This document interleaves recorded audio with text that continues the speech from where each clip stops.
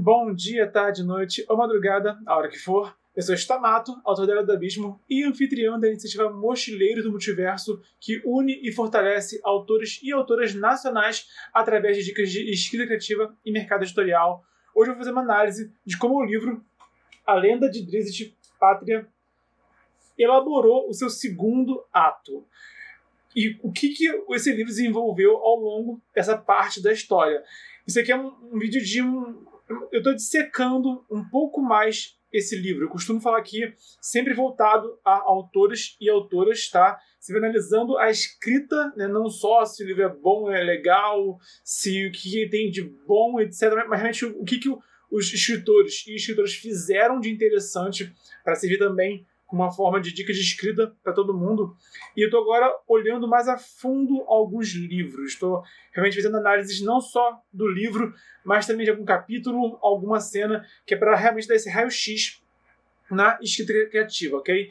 Então, eu já falei da primeira parte desse livro já, aqui no canal tem muito tempo já, mas eu tô lendo bem aos pouquinhos, lendo bem devagar, minha leitura tá um caos, não sei da história, mas eu terei de ler a segunda parte desse livro, são 5 partes, se não me engano, ao todo que esse livro tem, são 5 partes, e a segunda parte é Mestre de Armas. Então, eu falei no outro vídeo, vou dar aqui um resuminho, tá? Que a primeira parte desse livro aqui é Status, em que o livro narra, né, o autor narra o nascimento do Drizzt, que é o herói da capa, e ele apresenta Mesoberranzan, que é o reino dos Elfos Negros, aonde a história se passa.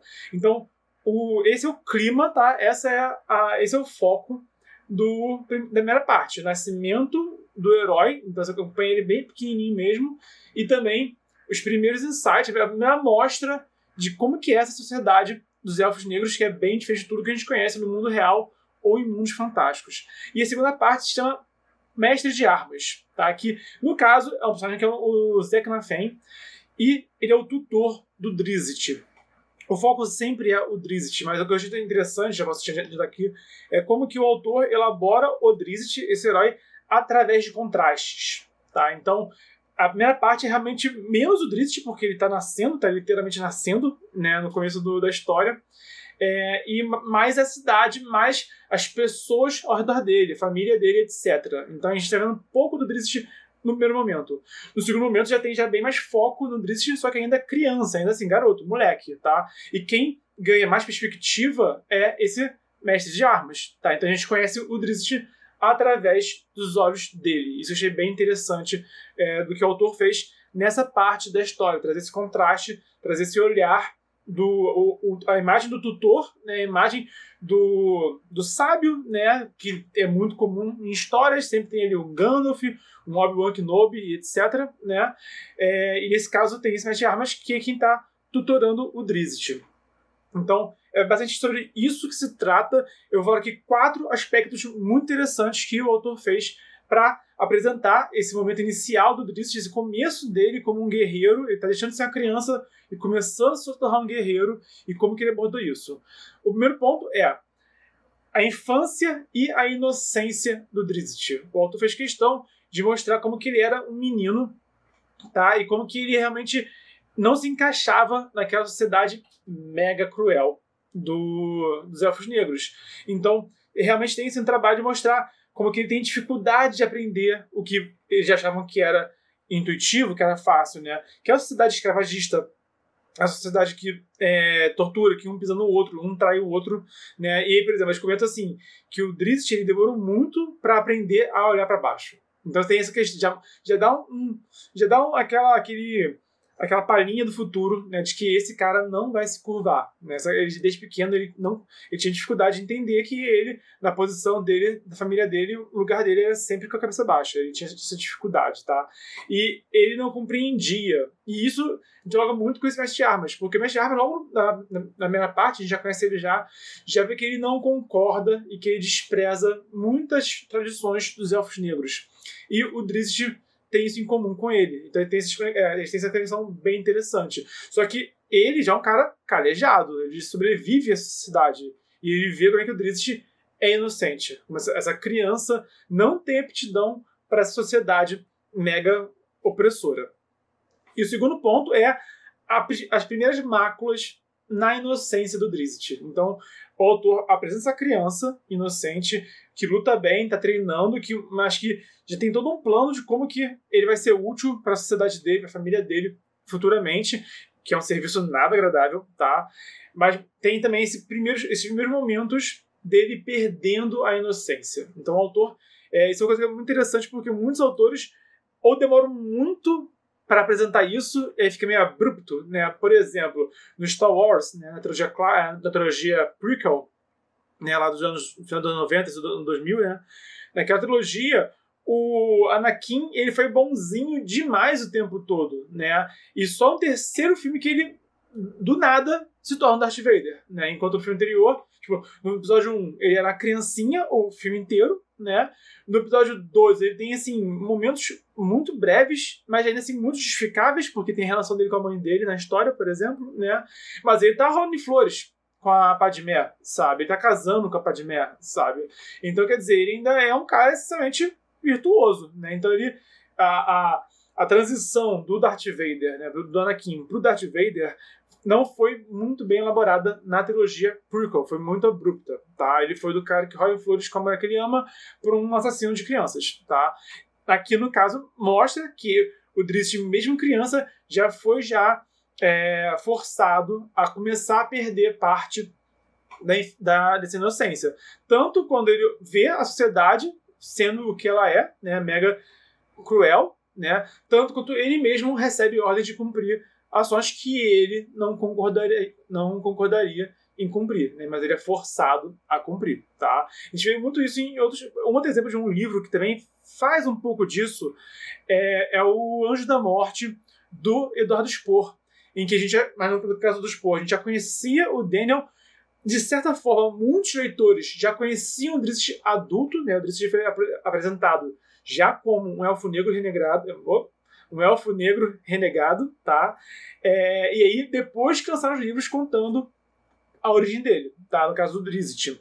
E o Daniel, do Eduardo Spohr, foi parecido. Ele já tinha sido apresentado no primeiro livro, mas no segundo livro conta como que ele se tornou quem ele é, né? Mostra que ele é um querubim que se tornou um anjo da morte, e toda a trajetória dele como anjo da morte. Então, a proposta é um pouco similar, sabe? De mostrar alguém que tem ainda alguma pureza em si e que, por conta da sociedade ao redor dele, né? No caso, as intrigas dos anjos do Spohr, né? Dos Filhos do Éden, e aqui os Elfos Negros de Forgotten Realms, né?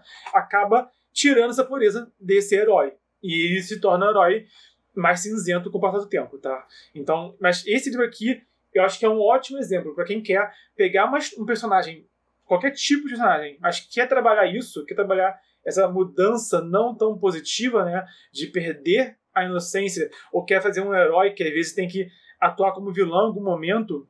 Eu acho que isso aqui é até agora, sim, pelo que eu estou lendo, não concluí a leitura ainda, mas é um ótimo exemplo de como você realmente sabe apresentar com eficiência um personagem que tem muita virtude, mas é obrigado também a confrontar essa virtude ao longo da narrativa.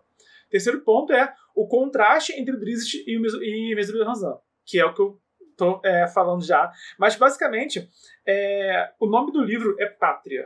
E essa pátria em questão é Mesubir Ranzan. Então o livro se trata disso. E o livro, o tempo todo, o livro vai fazer. O livro ele serve tanto para introduzir o Drizzt, tá?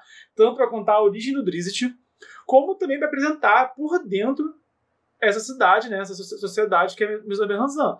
Porque pro mundo de fora, né? Para os humanos, elfos e anões, Mesubir Ranzan é um lugar que você não vai, é um lugar que você não quer ir. Eles escravizam pessoas lá, sabe? E quem não é da raça deles tem um risco altíssimo de ser escravizado, tá?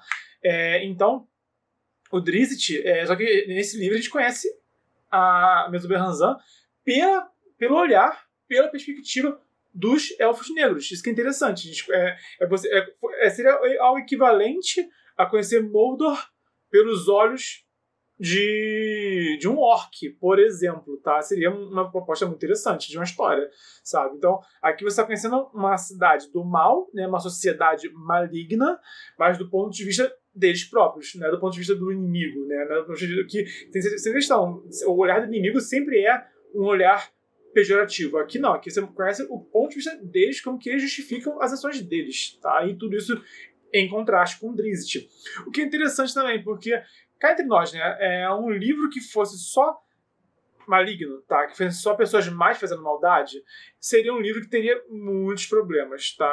Com público, com leitores, de venda, tá? Não é um tipo de abordagem que é bem aceita pelas pessoas, no modo abrangente, tá? Então, como apresentar uma sociedade maligna, né, através de uma forma que consegue gerar empatia com o público, através de um personagem que não concorda com isso, né? Então, um exemplo disso também, quem faz isso também é o Bernard Cornwell, porque o Bernard Cornwell, quando ele faz ficção histórica, ele fala de tradições que são datadas. Ele fala de uma época em que as pessoas faziam sacrifícios humanos, por exemplo, né? Em que as mulheres eram oprimidas pra caramba também, que a religião comandava também. Mas como que ele representa essa sociedade que já não condiz com a nossa hoje em dia, né?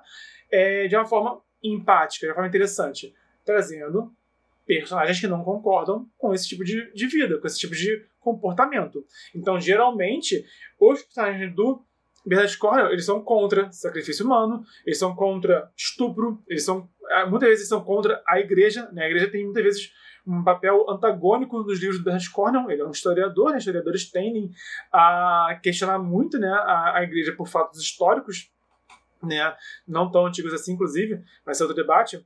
Então, no caso, mesma coisa aqui com Mesoberranzan, com essa pátria dos elfos negros. É uma sociedade cruel e implacável, mas você conhece ela da perspectiva de quem discorda com isso. Isso te ajuda a emergir muito mais nesse mundo e explorar esse mundo sem ter repulsa, sem ficar indignado com as atrocidades que são cometidas na história.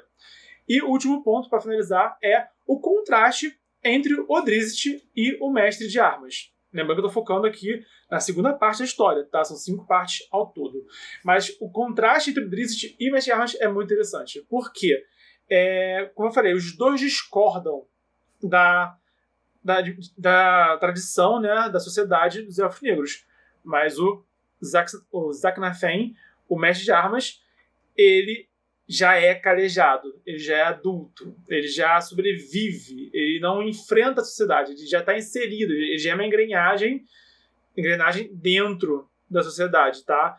Então, ele já perdeu a pureza e a esperança, mas ele vê no Drizzt uma esperança. Ele tem medo pelo Drizzt, pelo King Drizzt, ele tem medo do Drizzt ou não sobreviver, ou deixar de ser quem ele é, tá? Porque no fundo ele vê isso, ele vê que ele meio que também, em algum momento também acabou cedendo e acabou se conformando, né, à sociedade ao redor dele. Então esse contraste entre, porque você vê que os dois são muito parecidos, os dois não se encaixam na sociedade, você vê a conexão entre eles, né? Mas você se questiona, pô, peraí, mas e o Drizzt? O que vai ser dele, né?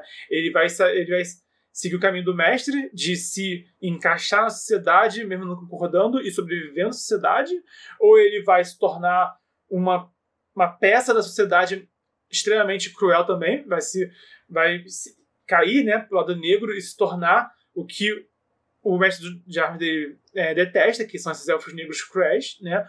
Ou ele vai ser melhor que o mestre dele, vai superar, vai além do mestre dele, né? Então esse contraste é muito interessante, tá? E assim, eu já folhei o livro já, tá? Eu sei que a quinta parte da história, o nome da quinta parte é Zaknafein, que é esse cara, tá? Aqui, ó, a quinta parte. Só o título da quinta parte só, não li ainda, mas eu fico folheando como todo leitor, né? Então eu sei que esse cara é importante pra caramba na história, ele tá desde o começo da história, né? Não sei o que vai acontecer com ele ainda, não li ainda, mas eu vejo que ter usado ele como contraste foi algo muito interessante para desenvolver o personagem. Isso é coisa que eu até fica assim, acho que a maior dica que eu posso dar aqui nesse vídeo é essa, inclusive. Eu, Bernardo, não sou muito fã da figura do mentor, tá? É uma coisa assim que eu não uso nos meus livros, raramente eu uso, tá? E não uso da forma como que a gente vê sendo usado nos livros. Não tem um Gandalf, não tem um Obi-Wan Kenobi, sabe? E nada de errado. Mas o que eu achei interessante desse mentor, né, dentro dessa história aqui, é que ele não tá lá só para ensinar e botar o herói nos trilhos, que é o que a maioria faz. É só aquela figura que, o seu herói ele tem que aprender a fazer o que ele faz com alguém. Então, quem vai ser essa figura que vai ensinar? Né? Aí tem o mentor. E geralmente é isso que se limita. Mas nesse caso, o Zach Nafem, não sei pronunciar, o Zach Nafem, ele serve tanto para apresentar uma faceta de Mesoberranzan, que é a faceta masculina, que é a cidade matriarcal, tá? Então você conhece um ponto de vista masculino através dele, você conhece o reino através dele, conhece o que o reino faz com as pessoas a longo prazo através dele, tá? E você também conhece o herói através dele. Esses contrastes todos vão elaborando, vão aprimorando, vão evidenciando quem são esses personagens e quem é esse cenário que o livro desenvolve. Então, isso é genial. Né? A forma como o livro desenvolve, apresenta o Zach Nafem, até agora ele não se desenvolveu. Já quem ele é, você está conhecendo ele. Essa é a diferença entre apresentar e desenvolver. Apresentar é quando é o que é e você conhece. Outra coisa é você desenvolver, é você ir mostrando algum progresso, alguma mudança ao longo da história. Então, no caso, o Zach Nafem até agora ele não teve progresso, ele já é o que ele é desde o princípio, né? Mas o Drizzt está em total desenvolvimento, né? Então, esse contraste ficou muito interessante. Isso que eu acho que mais quando você for também criar seus personagens, busca fazer isso, né? Busca mostrar como que um influencia o outro, como que um muda o outro, como que um molda o outro, tá? E se for também personagem com diferença de idade, né? E geralmente mestres e alunos, né? Pais e filhos, irmãos até, e irmão primogênito caçula, né? Etc, etc, etc. Mostrar isso, mostrar ter essas nuances, né? Mostrar o que o personagem, o protagonista pode se tornar, né? São dois pontos de vista. O que o protagonista pode se tornar e como que o mentor enxerga esse protagonista. Porque também tem esse olhar de volta, né? Assim como o Zach Nafem, o Drizzt pode vir a ser o que o Zach Nafem é.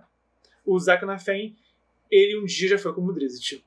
Isso que é interessante de perceber. E esse autor aqui, o Salvatore, ele desenvolveu muito bem isso tudo que eu expliquei aqui. Então essa é a minha análise de escritor aprofundada na segunda parte desse livro. Isso aqui inclui 158 páginas. O livro tem um total de nem 400, né? Então estou chegando na metade da leitura. E quando eu ler a terceira parte, eu volto aqui e apresento melhor, com mais profundidade.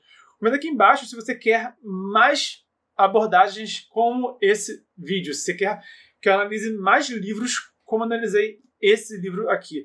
Eu já analisei como que o Leon Caldela e como o Tolkien introduziram os seus livros também, tá? Posso fazer isso mais vezes. Então, como é que você quer que eu faça esse tipo de raio-x, esse tipo de vídeo dissecando a escrita, né? Analisando mais a fundo.